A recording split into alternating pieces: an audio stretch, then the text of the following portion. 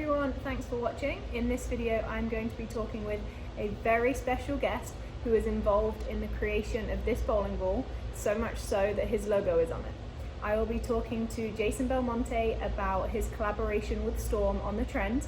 Please make sure you check the description below for the full review of the trend, and I hope you enjoy this video and get a little bit more insight into the trend.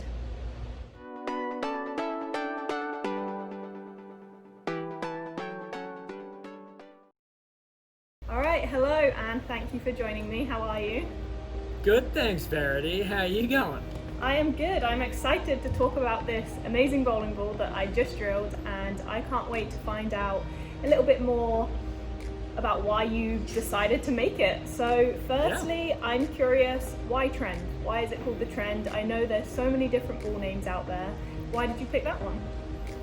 It's a good question. I actually think picking the name of a ball is one of the hardest things to do. I mean, you would imagine an infinite amount of words that you could use, but it's amazing how many names have already been taken when you think of them. So one of the conversations I was having, I'm racking my brain trying to remember who it was, but we were constantly saying like an upwards trend. It was to do with the way that I was bowling in the tournament. It's like, you know, you're finding some rhythm, you know, your scores, the trend is going up. It's just every time you're getting on the lanes, you seem to be rolling it better and better. And I said, yeah, you know, as long as that trend keeps going up, and it was just a positive word. Like, I wasn't using it ever as a downward trend. It was always upward trend. And then we started to play with the word trending and trendy. And I said, you know what? I think trend is really good. I feel like the game is on an upward trend with the way the PBA and it deals with Fox. I feel like there are more bowlers than ever at Junior Gold. I don't know. I just felt like the word trend represented more than just a bowling ball. It represented so much more of what was going on in our industry as a positive thing. So once I threw the name out there to the guys at Storm, you know, they do their kind of brainstorm, you know, bring it up in meetings, get a feel for the room, and it was all really positive. So I got the call and said, yeah, I think you've picked a good one there, and we're going to run with trend. Nice. No, I like it. So that kind of leads into, I guess the arrow has a lot to do with the upward moving forward part of that. Yeah, absolutely. So one of the things when you're now you've got the name, you're putting it on a ball, and now a bowler is throwing it, you want them to feel like, well, what does this ball represent for me personally? And when you've got an arrow kind of, you know, shaping upwards, it was my way of saying, look, it doesn't matter what you're scoring, where you are in a tournament, you know, use this ball and you'll start the increase up. That was the idea. So I think it came out really good. The guys at Storm, you know, they basically took my concept and made it into something real. And when I saw the logo, I'm like, oh my god, that's perfect. Let's use that. I actually love the colours as well. Was there a meaning behind the colours and the smell? Obviously, I know the High Road has that blueberry smell too, so I was just curious where that comes from. Well, I mean, I don't know if you've noticed, I wear blue a lot, so I seem to gravitate towards blue, and even the previous ball, Promotion, was blue. Timeless had a blue through it. So I like to gravitate towards that color, but I think the way that the mixture of the pearl in this particular kind of color mixture was what really made it appeal to me. I mean, you have to remember that when you're making a bowling ball, there's a lot that goes into it, including the marketing behind it. So now it's got to have that shelf appeal. So having a color that lots of people will most likely enjoy to look at, and having that really beautiful pearl additive through it to kind of give it that little extra pizzazz. When we did some mock-up colors and I saw that one sitting, it just kind of, it sparked and was shinier and was prettier than all the rest of the group. And I said, I think that's the one I want. Yeah, without a doubt. I mean, I would want to pick it off the shelf. I mean, blue's my favorite color as well, so I guess that kind of helps. But see what I mean, Verity? Exactly, see what I mean? Exactly. It makes me want a bag full of them just because they look so nice. So, in terms of the shine that's actually on the bowling ball, did you finish it at polish for the purpose of it looking nice on the shelf, or so that it would help it get down the lane? What was kind of your thought process of, okay, we're not going to finish this sanded, it's going to be shiny? Yeah, good question. So there are really two ideas behind the shine. One, when you look at the previous ball that we made, which was Pro Motion, you know, it had a dull finish, a sanded finish, and that was really designed to give us that really smooth and kind of predictable motion, in which when you put surface on a bowling ball, that's what it's going to do. It's going to read the lane a little earlier. It's going to create that very consistent shape. When you add shine to it, the first thing that's going to happen is it's going to get down the lane a lot further. So we wanted to have a nice counterpart to the Pro Motion, and adding a pearl that was shiny, we knew straight away that, okay, this ball is going to get down the lane. Obviously it looks great shiny as well, so you have that shelf appeal. But the one thing that I think is almost forgotten about with Trent is we still have that piston core on the inside. So it is a really strong weight block. And when you mix that with surface on the outside, with a duller surface on the outside, you're really getting that ball to roll early, just like the Pro Motion. So allowing that big engine on the inside to still do its thing, but to wrap it in an R2S pearl, which is designed to give us more length, we're kind of allowing the ball to still get into that motion that it wants to roll, but the outside of the ball is saying, hang on a second, not just yet, we're going to get down the lane a little further. So you put those two combinations together with the pearl, with the shine, and the weight block, and it gives us a shape or a motion down the lane that not only is unique in our line, but also a stark contrast to the previous signature line balls. Yeah, definitely. Where would you say that it fits in your arsenal, or what bowling balls would you say that it compares to? I don't think it really compares to too many. If I had to say which ball was it the closest to, it would probably be an Idle Pearl, but I felt like the Idle Pearl was really forward on the back end. It didn't really jump off the friction, and when you have a high rev rate like me, it certainly is a ball that you like to use because you can hit it a little harder and the ball will just tumble a little heavier. But when that wasn't quite enough on the back, my move was to go to like the High Road Pearl, or you know, even a High Road Nano with a stronger cover, and maybe put a little shine on that. And I always felt like there's got to be something in the middle of those two, because sometimes those high roads, as great as they are, they can create a lot of whip, and they can create a lot of over-under depending on what you're bowling on. So when I was in the initial meetings with the guys at Storm, I said, you know, I think we need something that's weaker than the Idle series, but we want it to be a little stronger than the High Road series. So what do you reckon? And then once they, said, well, why don't we throw like a pearlized cover on it and something that might be a little cleaner? Well, my brain immediately went to, can we put R2S on it? It's like one of my favorite covers of all time. And it does exactly what you're suggesting. So that's what we did. Okay, I like it. I definitely think that it complements the High Road very well. For me, I love the High Road, but sometimes it can be a little too clean and then a little too responsive. So I like that I feel like I have this trend that I can move left and I can literally hook the whole lane with it. Yeah, absolutely. Me too. How would you compare it to, let's say, the Phaze III?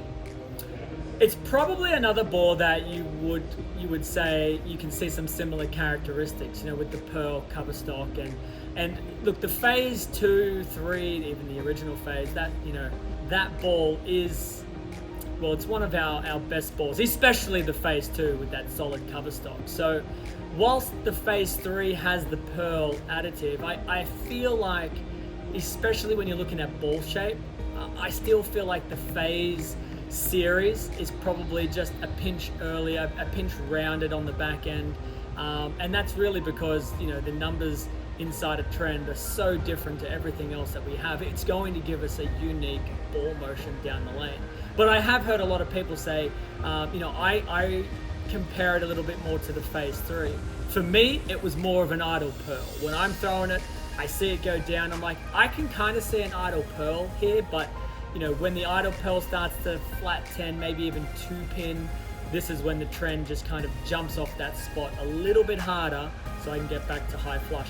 And if I may continue, even though I've been talking for a long time, I actually didn't have a whole lot of success with the Phaze III. The Phaze II is still in my bag, and I will take it, probably everywhere until they stop making it. But the Phaze III, I don't know what it really was about it. I almost feel like it wasn't quite different enough to what we already had in the lines, and I had so much success with the high red range and then the idle range and even the Phaze II with a little shine on it did a really good job for me. So I never really went to it as a fill ball, like something in the middle, because I didn't think I needed it. But now with trend, it's on the other side of where the difference is from the Phaze series. It's closer. That's the Phaze and the idle are closer to each other, and the high road and trend are probably closer to each other in terms of the progression. You know what I mean? Yeah, no, it definitely makes sense. I definitely see a big difference between the Phaze. For me, the Phaze is not as much as the trend, and for me, the Phaze III definitely requires a little bit more friction, whereas I feel like the trend doesn't necessarily need as much friction for me to throw it for it to be responsive down lane. I feel like either way it's going to respond down lane, and I do like to hit my shiny balls with a little bit of surface, so that's definitely something that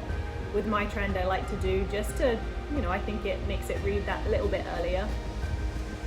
Yeah, absolutely, and that's one of the benefits of R2S as well. I mean, we've been using this cover on a lot of bowling balls for a really long time, but one of the huge positives about that cover is, if you want to start the ball up a little bit and put a little surface on it, you're still going to get more length out of it than say a nano cover or an R3S or something like that. You're still going to get more length, but you're going to create just a pinch earlier ball roll. So yeah, I like to do the same. Very rarely do I throw out of the box completely shiny bowling balls. I usually like to manipulate it a little bit so I can see the shape that I really want to create. Definitely, and I think that sometimes people forget that you can change surface, and even if you change it and you don't like it, you can always change it back.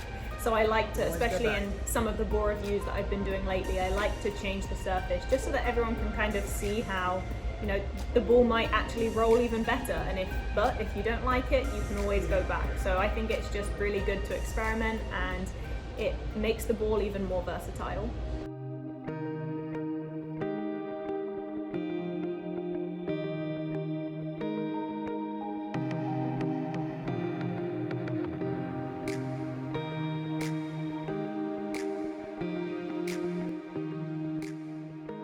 So next question, I've noticed that the RG in the balls that you have been coming out with, your signature line, they tend to be getting lower and lower out of all of the releases that you've had so far. Is there a reason for that? Not specifically. I'm not looking at the previous balls and going, all right, it's time to lower the RG for the next one. I think it's more of a, for me personally, it's a learning experience. It's understanding that side of the game, which for a really long time I've always just thrown the balls and never really realized what was inside it and never understood the process and how to make it. So the way that my process has changed from the beginning to now with the collaborations is vastly different. The first with Timeless and Drive in particular was more like, hey guy, I don't really know what I'm doing here. I can tell you what I want to see on the lane, and then I'll say what I want, and maybe you can translate that into the physics and to the chemistry in the ball.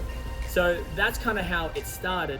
When we got into the promotion and now the trend, I've had way more time to learn. And when I tell you I picked the brains of the guys at Storm, I'm sure they're annoyed by how many times I just call them up and go, hey, I'm just wondering what happens if, and I just ask them 1,000 questions. So in that process of learning, there may be a coincidence that the RGs are getting lower, and for me, it's always been about ball shape. Like, what is the ball shape that I'm trying to get?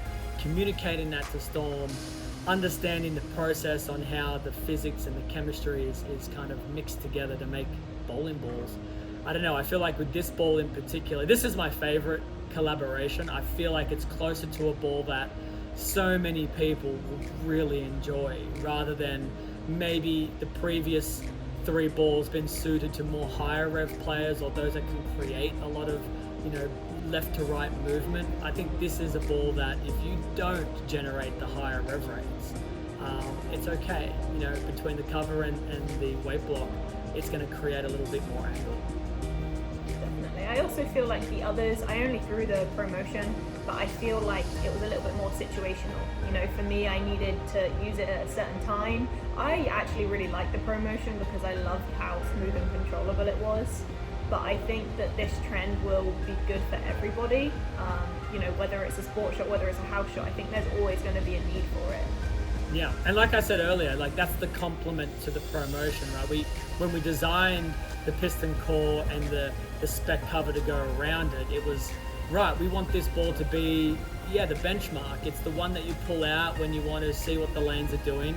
It's probably not the ball that you're going to use from game 1 to game 8, but you may get out of the blocks with it, and when it's time to put it away, it's going to do its job for you. Where I think trend is way more usable over a wider range of oil patterns for a longer period of time. I mean, once you get left with it, you can just keep going. So as long as there's a little bit of oil there in the fronts, it'll shoot through the mids really clean with that cover, and then the piston core will do its thing in the back. Definitely, love it. Okay, last question. So since all of your balls are symmetrical right now, do you have a plan to create an asymmetrical one? That's a really good question. Or is that a secret? No, it's not a secret. I mean, I feel like I'm pretty transparent when people ask me questions about what's going on. The fact of the matter is I also want to make sure if my logo and my connection to a bowling ball is happening, then it needs to be a ball that I also really like and that I want to throw. So usually asyms for me don't match up great with my rev rate and my ball roll. They are more situational balls for me, where it's like, I just need something to get out of this game. Oh, here we go. Let's pull out, my favorite for a really long time, it was like the Lucid, right, which is a few years ago. But as we go into the more newer balls, you're talking about the Amiga Cruxes and those types of balls. I just don't use them a whole lot. So if there is an asymmetrical weight block that I would use, it would probably be like the best asymmetrical weight block ever made, because I don't use a whole lot of them. So if I'm using it and really like it, then it's probably going to be a real good one. Well, hey, sounds like you've got a good idea there. You can create an asymmetrical bowling ball that you love. Yeah, it's the greatest asymmetrical weight block that's ever been designed. All right, let me just get my notepad out and start drawing it. All right, well, I really appreciate you joining me. I just want to take a minute to say thank you. I love learning a little bit more about the bowling ball. I am excited to take it everywhere with me. I think it's going to be a staple in my bag. I really appreciate you taking the time to talk to me about trend. I'm really looking forward to watching you roll some strikes with it, and fingers crossed you win your maiden professional bowlers title using one of the bowling balls with my logo on the side. Let me tell you, if that happens, Verity, all right, I'll give you a good incentive. All right, I don't know what it is just yet. I like it. I don't know what it is. We can talk. But we can talk. All right, you'll be very happy with the idea of what I could potentially give you for it. Oh, now I just need something to bowl.